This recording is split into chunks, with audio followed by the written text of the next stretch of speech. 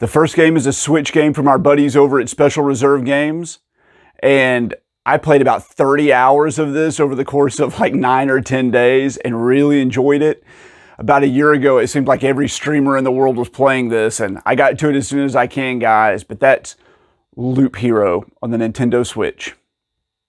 I'm showing here just the first level. I don't want to spoil anything for you guys. I'm super overpowered. I had like unlocked everything and really upgraded my character, so to speak. I didn't want to like spoil anything because a lot of the fun with roguelites is like the discovery of figuring out how everything happens. And I don't want to over explain it because it'll take away a lot of the fun. But this game is like a roguelite auto battler deck builder. The premise of the game is that like reality has vanished and you have to collect fragments and memories to kind of rebuild everything.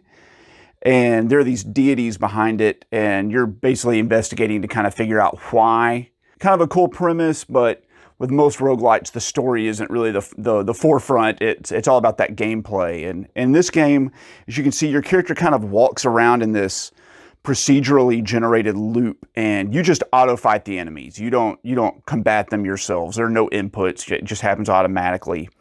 And you basically collect cards and equipment to build your character and the surrounding areas. And all the strategy sort of comes from the cards you choose to play with and their placement on the map. That's how you give your character strength and how you build each individual build. And if you're not familiar with a roguelite, basically there's permadeath. So if you die, your run is over and you have to start over again. But in a roguelite versus a roguelike, you unlock resources to kind of upgrade your character between each individual run. And in this case, that's how it works here.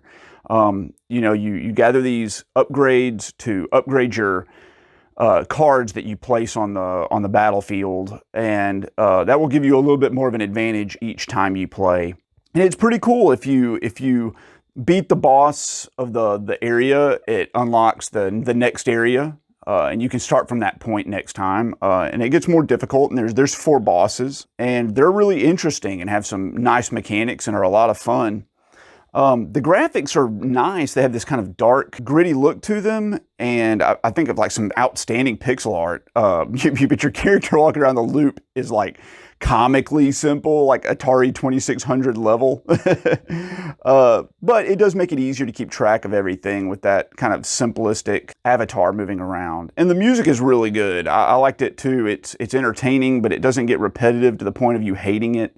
And a lot of these roguelike games that you play over and over again, if it has repetitive music or it's too catchy, it kind of wears itself out before too long. You know, this game is a lot of fun. The things that I really liked about it were that the gameplay loop, pun semi-intended, is really fun, and it takes a good amount of strategy. And experimenting with the 3 different character classes that you can use and their builds it's really rewarding and addictive, and I enjoyed that a lot. There's a lot of gameplay to be had in this and a lot of fun you can have with it.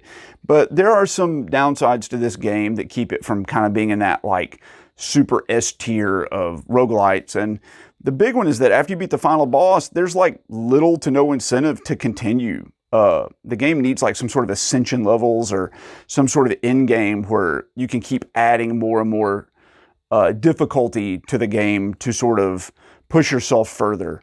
In this one, like once you beat the final boss, you just keep upgrading yourself. You just get better at beating the same final boss. It just gets easier and easier instead of more and more difficult. And really all that's left after you beat the final boss is just to like keep grinding and, upgrade everything and trying new strategies. And basically by that point, for me, I had my fill of that. And so that kind of disappointed me a little bit.